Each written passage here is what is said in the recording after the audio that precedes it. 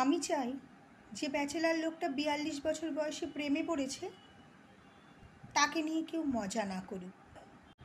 যে ডিভোর্সি মহিলা 50 বছর বয়সে নতুন করে সংসার পেতে চেয়ে কাগজে বিজ্ঞাপন দিয়েছে তাকে কেউ টিটকারি না দিক।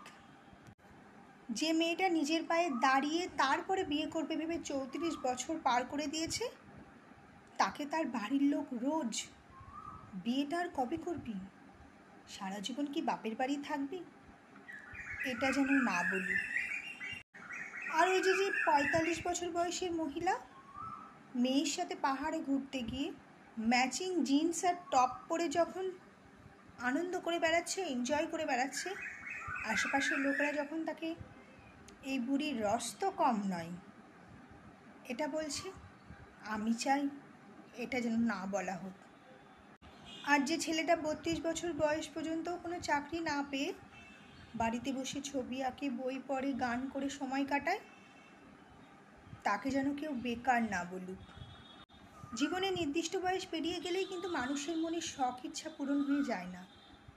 তাই চলুন না মানুষের বয়স নিয়ে ঠাট্টা করাটা আমরা বন্ধ করি, কারণ এটাই রুচি।